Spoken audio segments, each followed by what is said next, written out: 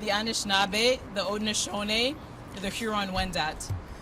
My kids are here today in the background, and I was telling them that I'm glad I didn't put money on whether this election would be called or not. Because I told them there is no way that an election is going to be called at this time. And they said, Mom, I think there's an election that's going to be called. And it turns out that they were right. The reasons that I don't believe that an election should be called at this time, and that the Green Party doesn't believe that an election should have been called at this time, is told in the numbers. And here are a few of them. 270, 49, 570, and 4. 270, that's the number of fires that are raging right now in British Columbia. 6,000 properties have been evacuated, and almost 28,000 others are on high alert. 49. 49 is the number of degrees that BC experienced and the town of Lytton experienced just over a month ago, that left that town burned to the ground. We are experiencing the worst drought on the prairies, perhaps in the history of Canada, and the worst drought Canada has ever experienced if it keeps going this way for much longer. 570. 570 is the number of Canadians who died directly linked to the heat dome that settled over British Columbia. 570 Canadians who would otherwise not have died. And 4, we are in a fourth wave. We are officially in the fourth wave of this pandemic. And for anyone who wants to tell me or the people behind me that we are out of it or it is different, they are wrong. And they should come down to this neighborhood where we have many frontline workers, where we had hotspots like St. Jamestown that had the highest rates of infection for much of the pandemic. They should tell my mother, who is expecting her latest grandchild in a couple of days, and won't be able to go and be there in the hospital with my sister because of the pandemic. They should tell her that the pandemic is over. And so these are the numbers that tell the story. And there was a time that when calling an election under any of these circumstances would have been unimaginable. There was a time when any of these events would have provoked an emergency recall of Parliament. Let us also take a moment to acknowledge as well that the Haitian community in Canada is very worried at this time. There are hundreds of Haitians who died tragically in the earthquake on Saturday. Let us also take this moment to remember and to recognize that Kabul has fallen today.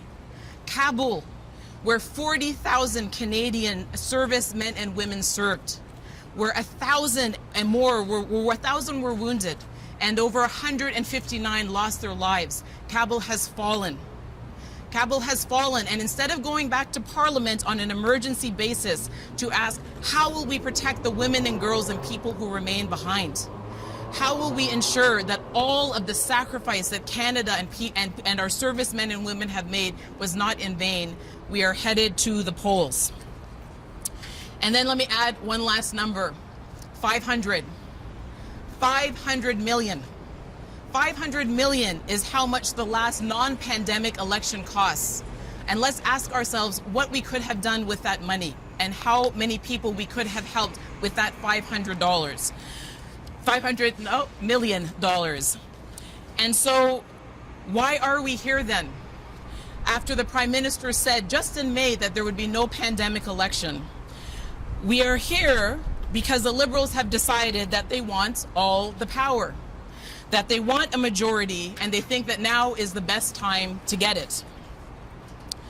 Ils ont décidé de déclencher une élection dans telles circonstances. C'était inimaginable, mais c'est vraiment un témoin de combien le gouvernement a décidé de reléguer la population du Canada au bas de sa liste de priorités. So instead of heading back to work, we have this election. And instead of focusing on public health has lost out to partisan ambition. Here's what could have been accomplished in 2 years that are left, because we have areas of commonality, we have areas of collaboration, we have areas of cooperation between parties, and let's stop pretending that we don't. Let's do things for people in Canada. As you can see here, each one of these policies has been passed by the respective members of the respective parties.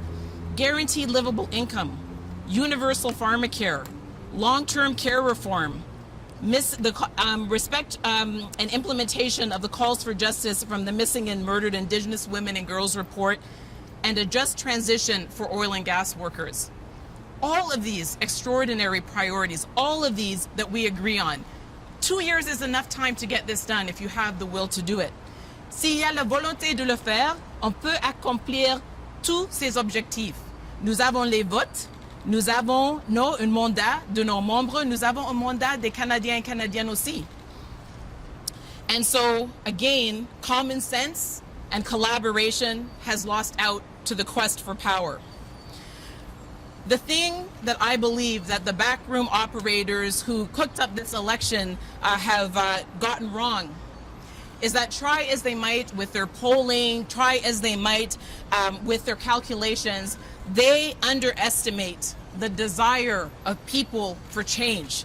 They underestimate the desire of people for change that this pandemic has provoked, and we are ready to strike out in a new direction. Leurs calculs, leurs sondages ne leur permettront jamais de calculer l'ambition et la détermination des peuples du Canada. And so while they've decided that this is the best time for the Liberals to secure their majority, ultimately it will be up to you, the people of Canada, to decide who you send back to Ottawa to represent you. I know that many people in Canada are getting to know me and will get to know me over the next while. So let me just say a few things about myself. I'm a mother. My children are here today. I'm the daughter of immigrants. My mother is here today. My father sadly died in long-term care during this pandemic.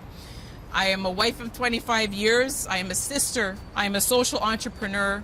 I'm a former diplomat. I'm a lawyer. I'm a policy analyst. I am someone who had the great fortune of being trained at Princeton University and the University of Ottawa Faculty of Law. And because of that, I am someone who loves big ideas.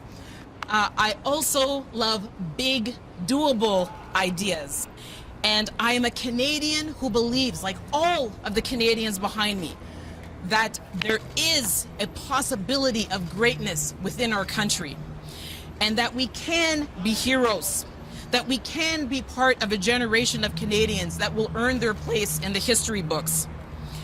Et je suis un Canadien qui croit en nos possibilités, notre potentiel, la grandeur de notre nation et notre capacité d'être héros. I joined the Green Party, as did all of these Greens, because that is what we believe, and that is and we believe the Green Party offers the daring ideas to get us there. In normal times, the dearth of ideas that we have seen would be a problem, but in unprecedented times, it is fatal. Our country is suffering. It needs leadership. It needs leadership that offers a positive, progressive, and compelling vision about how we will repair the social and economic damage wrought by the pandemic, how we are going to secure our future prosperity, how we are going to tackle the climate crisis and build a more resilient society that leaves us better protected. That's where we come in. Cue the Green Party. In my past 10 months as leader, I've emphasized that we need to seize the opportunity to address 3 great challenges: turbo boosting our move to a green economy, completing our social safety net, and forging a just society. The green economy represents the greatest economic opportunity of our lifetime. It is estimated to generate more than $1 trillion US per year by 2030.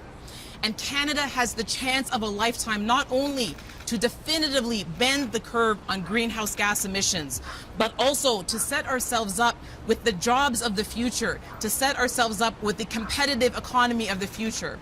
It's where the jobs of the future are, it's where the smart money is going, and it's where Canada needs to become a global leader to secure our future. Alors, au lieu d'être le chef de file mondial en matière d'émissions de gaz à effet de serre, parce qu'il faut reconnaître qu'au moment, le Canada est un des pires émetteurs de gaz à effet de serre parmi les pays au monde. Nous sommes le pire émetteur parmi les pays riches, pas que les pays riches, mais tous les pays au monde.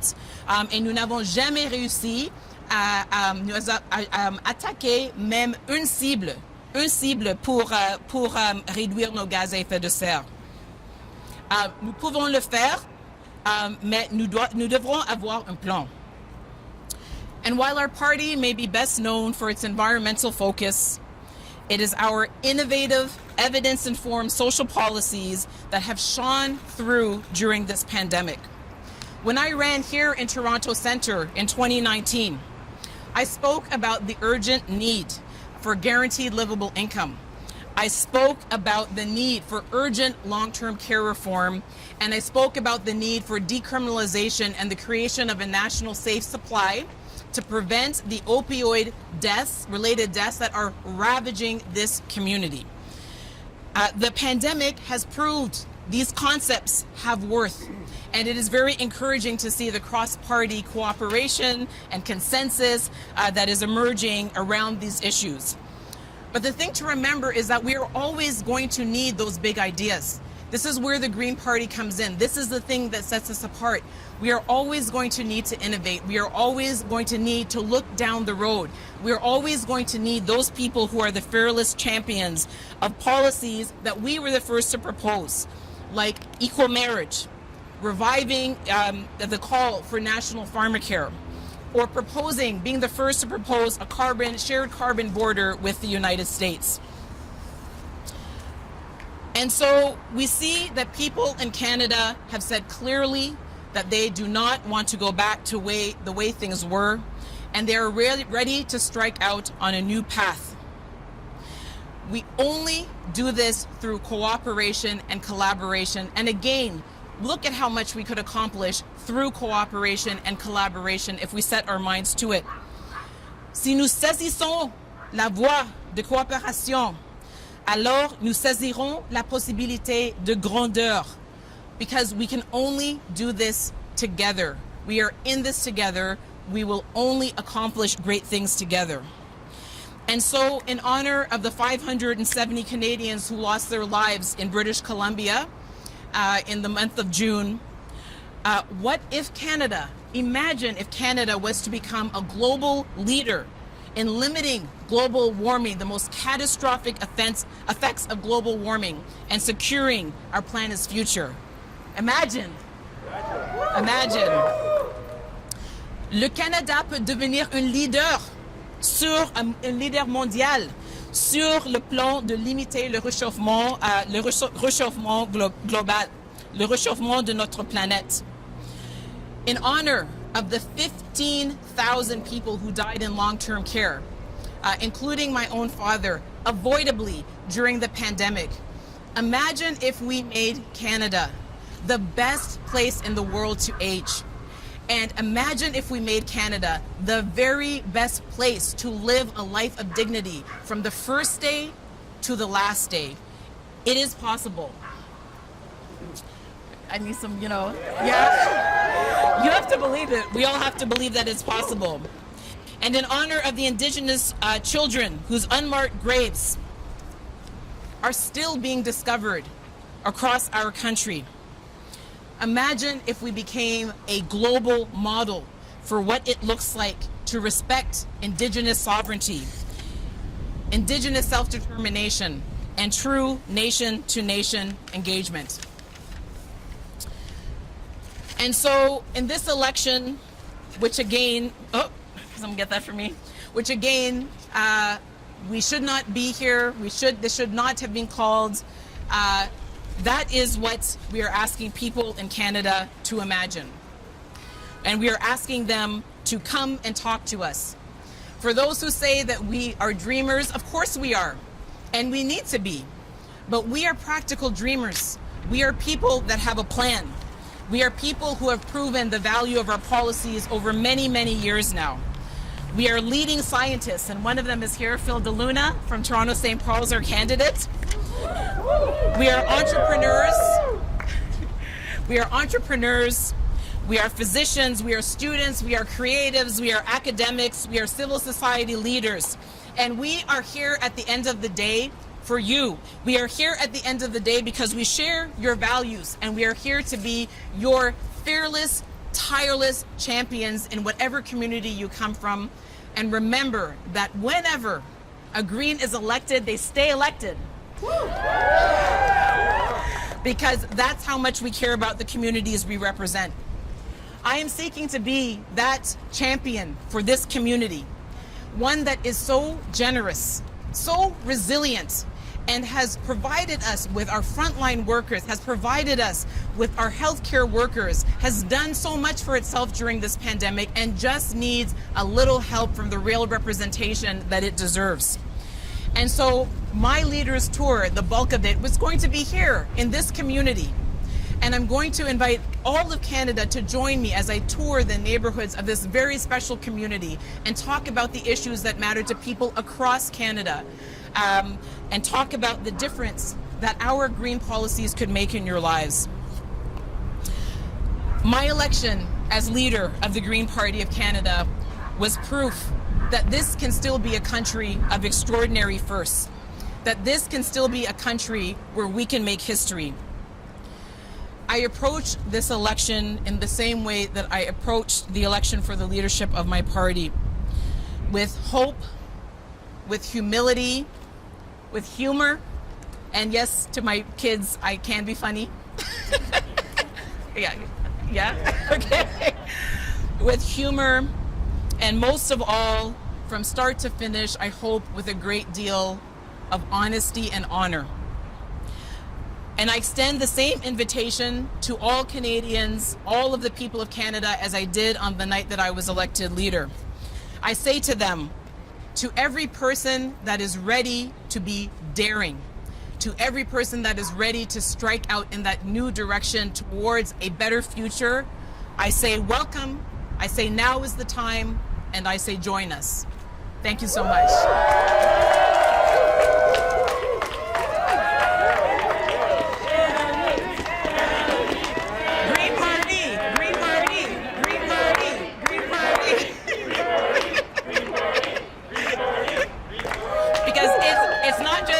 It's all of we, the Green Party. Okay, I'm ready to take any questions, and I think I need to put in this headpiece, yeah? Yeah. Ms. Paul, we're going to start with questions at the location, and then see if there's any reporters on Zoom who want to ask questions. Nous commencerons avec des questions sur place, puis nous passerons aux journalistes sur Zoom s'il y a des questions. So go ahead on the ground, please. Good afternoon, Madam Paul. David Thurton, CBC News. Hello, David. Sorry, just a second. Let me adjust. Do your thing. I will. Thank you. Just a moment. It was a bit heavy there. Okay, let me get set up, and we're good to go. Okay, perfect. Hi, David. Good to see you. Yeah, very good to see you. Looking sharp. Yes, thank you. Yes. So you're saying that this election isn't necessary, that we shouldn't be going to into a pandemic election. But the Prime Minister was out there today saying that why shouldn't Canadians have a say? Why shouldn't Canadians have a say in the direction that we need to be taking our country at this critical juncture, is the way he kind of described it. So I guess I'll just put that to you. Why shouldn't Canadians have a say about the direction that Canada should be heading post-pandemic, or as we exit this pandemic? Well, thank you very much for the question, and I would just say that Canadians do have a say. And it's really a testament to how far removed the government and the Liberal Party have become from the people that they were elected to represent, that they wouldn't imagine that people in their communities could have a say about what happens in Parliament through their elected representatives. We had an election 2 years ago. The government has a budget that they have successfully passed. The opposition parties have indicated their willingness to continue to work in this minority parliament and to get back to business. And as you know, there is a tremendous amount that still remains to be done. And there is a tremendous amount of commonality if we decide that we're going to shoot for greatness. And so the Prime Minister is going to be, I think, flailing around for a while, grasping at straws, trying to find any reason to justify this beyond what I believe is patently clear to the people of Canada, which is that the Liberal Party has determined, and their backroom operators have determined, that this is their best opportunity to get all the power through a majority. And if it means having an election during forest fire evacuations, heat domes, fourth waves, the legacy, losing the legacy of our troops in Afghanistan, well, I guess that's just the price that they feel we're going to have to pay. And so again, the people of Canada will have to decide whether Parliament would be better off having a variety of new voices who have a different approach, or if they're going to send back more of the same. En français, oui. Alors, oui, c'est vraiment c'est un témoignage à distance que le gouvernement libéral a créé entre ses députés et les membres, les résidents de les circonscriptions de leurs députés, que le Premier ministre propose que c'est nécessaire d'avoir une élection pendant une pandémie pour confirmer les vœux des Canadiens et Canadiennes. Je crois que c'est clair à tout le monde, que ce qui se passe, c'est que le gouvernement libéral, le Parti libéral a décidé que c'est le moment de déclencher une élection parce que c'est leur meilleure chance de sécuriser leur majorité. Alors, même si on doit avoir une élection pendant la 4e vague de la pandémie, même si on doit l'avoir pendant qu'il y a 270 feux de forêt en train de brûler en Colombie-Britannique, même si on doit le voir à l'écoute de notre legacy en Afghanistan, même si on doit la voir quand nous avons beaucoup en commun, beaucoup de travail que nous pourrions faire ensemble, en collaboration, dans les 2 années qui restent. Ils ont décidé de déclencher une élection. Mais au final, c'est aux Canadiens, Canadiennes de décider s'ils veulent retourner un parti avec les mêmes députés, avec la même approche politique, ou s'ils veulent aller dans une différente direction, vers une différente destination. And I'll just ask a follow-up real quick. Because of what we've seen happening within the Greens, because of all of that, if you do not win Toronto Centre, is there a way forward for you to continue as the leader of the Green Party of Canada? And en français aussi. En français aussi. Yeah. Alors, d'abord en français. Comme toutes les femmes, je suis capable à faire beaucoup de choses au même moment, mais je dois avouer qu'en ce moment, être chef du Parti vert du Canada, être le principal cheerleader pour tous nos candidats et candidates partout au pays, pour assurer que je suis là pour proposer d'une manière convaincante nos politiques aux Canadiens et Canadiennes et d'être ici à faire le cas pour aux résidents de Toronto Centre et gagner un siège ici. Ça occupe tout mon temps. Alors, nous avons, comme tous les partis, un processus qui se déroule après les élections. Je vais attendre après ces élections pour évaluer tout ça. Pour l'instant, mon job, c'est de gagner mon siège, de gagner des sièges pour des candidats comme Phil de Lune. Je ne sais pas s'il y a des autres là, mais pour gagner des sièges et pour offrir à les gens du Canada une autre option plus positive, plus progressiste, plus collaborative, parce que nous en avons besoin. Oh, in English. In English. In English, I said, look, as every woman knows, you know, we have to be multitaskers. And I'm definitely a multitasker, but my multitasking is full up right now. I am the lead cheerleader for all of our fantastic candidates who are running. I am the chief spokesperson for our tremendous green policies that would absolutely make a difference in people's lives if we have more Greens elected and sent to Ottawa.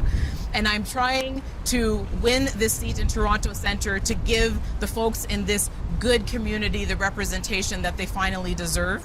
And so I'm full up for my multitasks now.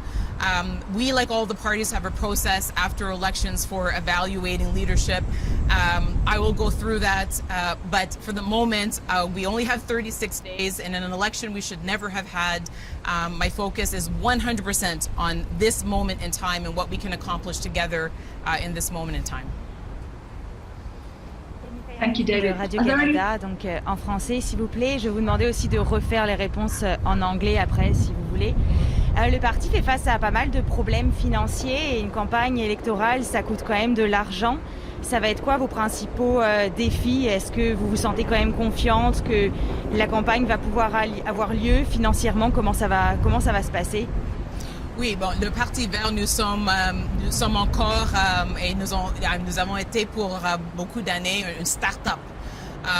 On peut faire des élections avec beaucoup de fonds et avec moins de fonds parce que nous sommes surtout animés par nos bénévoles, nous sommes animés par les gens qui sont attirés à nos politiques, à notre culture, à nos valeurs. Alors j'ai confiance absolument que nous puissions le faire. Et en fait, s'il y a peut-être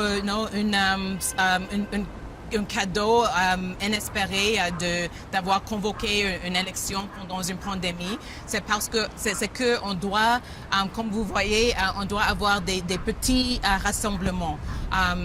Nous avons toujours essayé de faire le standard d'or en ce qui concerne la santé, la sécurité de nos bénévoles et de le public. Alors, nous allons faire une campagne qui reflète le moment dans notre histoire. Une campagne qui est sobre, une campagne qui ne dépense pas des fonds à fou et aussi qui respecte les conseils des experts de santé. And so I feel that we have everything that we need in order to have a strong election. The Green Party is still a startup party. And those of us who join it, we are people that are unafraid of building something big, something better together. We have always been a party that is animated by our volunteers, by the people that are attracted to our values, to our policies, to our principles. That is the engine that drives us. And so whether we have a huge amount of money or a small amount of money, we can still get a great deal done because we have the resource that matters the most, and that's the people. And so we are going to have an election that also reflects this moment. You know, we are a party that respects the Council of Public Health Officials. We know that we are in a fourth wave. We know that we can't have big gatherings. This is the max. We know that many of the tools that we should be able to use to connect with people are going to be out of reach because we are in a fourth wave. And so given that, we're going to be able to run an effective election absolutely with the resources that we have. Et en question supplémentaire, juste rapidement, combien est-ce que vous avez de candidats pour le moment et c'est quoi vos objectifs pour avoir en 36 jours? C'est quand même assez court. Bon, en fait, je n'ai pas le total pour aujourd'hui. Chaque jour, on confirme plus de candidats et candidates autour du pays. Nous avons complètement repensé notre procès de nomination. C'était quelque chose en cours même avant que moi j'étais élue comme chef du Parti vert. On voulait avoir un procès de nomination qui était le meilleur en termes de diversité et d'inclusion. On voulait assurer qu'on était complètement ouverte à tout le talent de notre pays. Nous avons lancé notre campagne Fête de Saute exactement pour ça. Alors, c'était quelque chose qui a pris un peu de temps, mais ça valait la peine. Nous sommes en train maintenant de gagner beaucoup de momentum et chaque jour, il y a plus de candidats et candidates. L'objectif reste encore d'avoir une groupe complète de candidates pour ces élections. And so we're a party that made a very important commitment in 2019, well before I was elected. In 2019, our party said, particularly after the last election where we had the least diverse slate of candidates, that we were going to do the work. We were going to ensure that we were the gold standard in terms of policy, nomination policies and procedures that would ensure inclusivity and diversity and make sure that we were open to the very best talent because that's what our party needs and that's what our parliament needs. And so that process meant that we were a bit longer getting out the gate, but we're building tremendous momentum. Our goal remains the same, to have candidates running coast to coast to coast in all ridings in Canada in this election.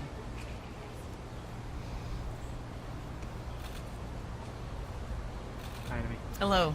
Of course, we all know there's been, unfortunately, a lot of infighting within the Green Party. So how will you be able to help restore the confidence of Canadians during this 5-week election, which is not a very long time, of course, as you alluded to.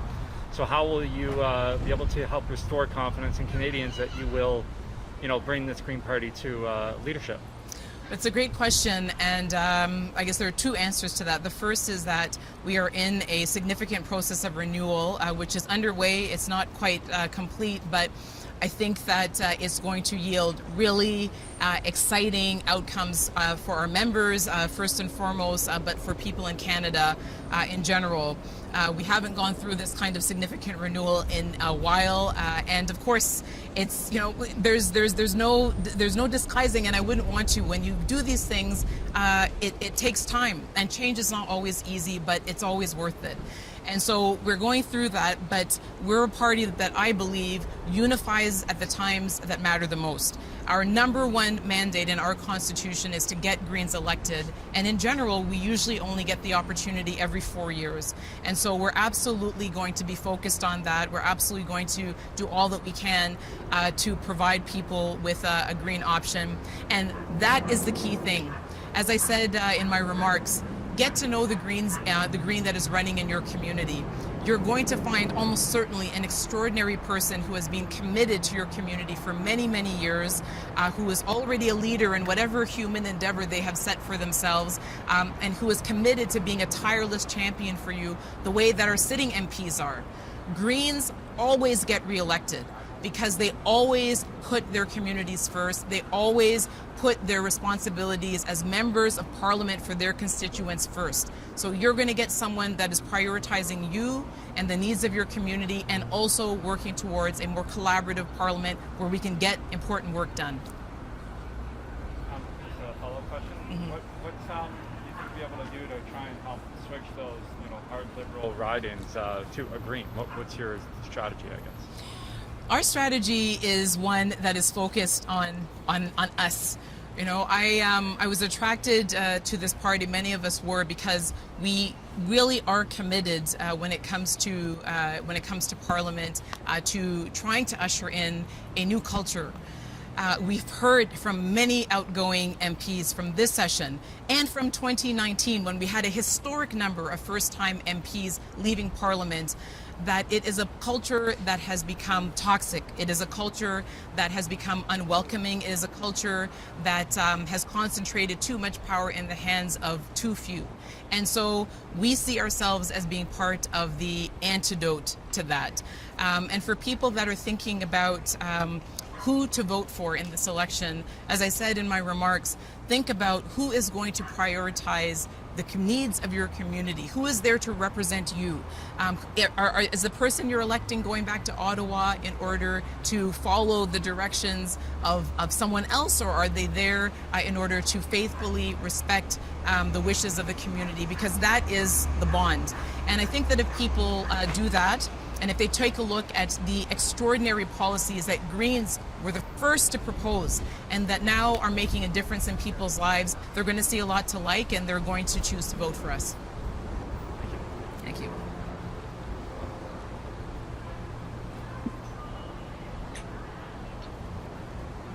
Are there any more questions on the ground?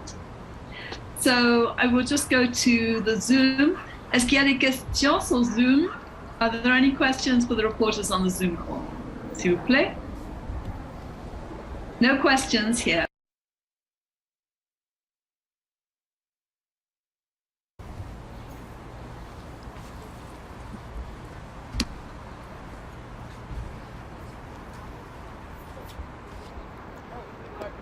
Sorry, what? Can I just introduce, actually, I just wanted to introduce, we have two special guests with us.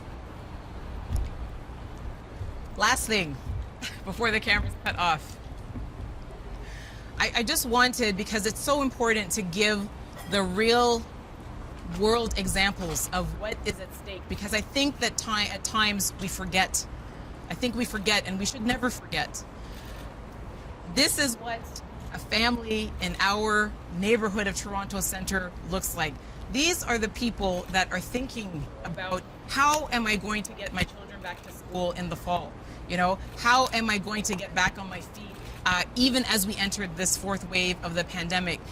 The decisions that are made in Ottawa have a real life impact on people and people's lives, and we all have to remain focused on this. Politics is not a game. Politics is not a game. It is something that determines the course of people's lives, and let's always keep that in mind. What are your names? Ashnida. Very nice to meet you, yes. And Sarabi. Oh, and one is a frontline worker. Yes, and I want to also, again, let's put a human face on what we are talking about here. This is a neighborhood where we have many low-income frontline workers, many essential workers, and it was hit particularly hard by the pandemic. And remember that Toronto Centre had a by-election less than a year ago in this riding, less than a year ago. In the second wave, when this block was a hot spot, and there were 3 more in this riding, they were asked to go again and put their health at risk in order to participate in the elections. And now they're being asked to do it again. And I would say that anyone who wants to represent this community should be saying right now we should not be having an election, that this community deserves an opportunity to catch its breath. And what we should be focusing on is how can we support as much as possible the people who need our support in this community. It is time to get back to that work. It is not finished. If we promise to be there for whatever it takes, as long as it takes, those were the words, and not to have an election during the pandemic, then why are we doing it? And let's keep the people in mind all across the country that are wondering, what are we doing here and when will we get back to work? Thank you.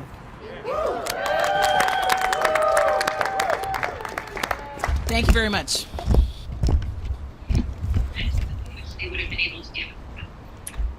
This concludes today's press conference with Green Party Leader Annamie Paul. Ceci met fin à la conférence de presse d'aujourd'hui avec la chef du Parti Vert, Annamie Paul. Merci beaucoup pour venir. Thank you for joining us. Tell your boss to cross wires.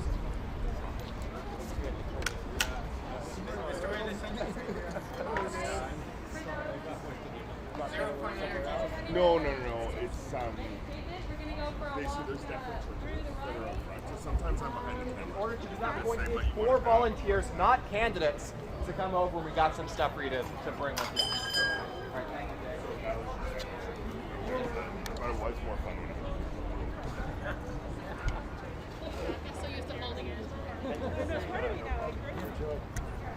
How's Travis doing over there?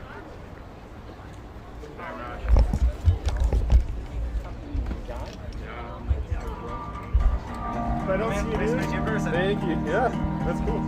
Thank you. Small world.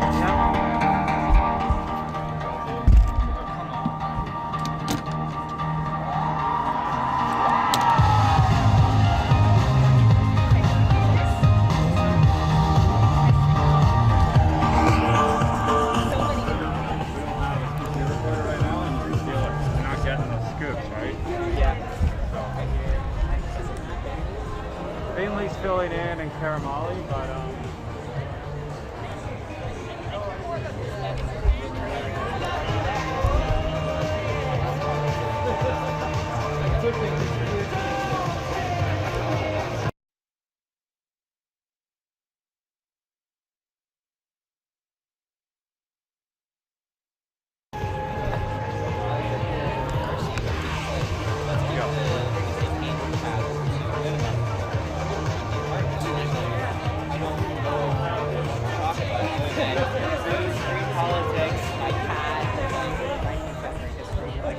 kind of.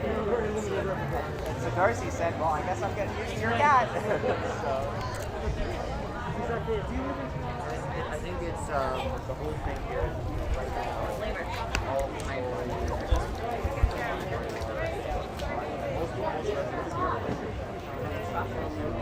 And it's going to be told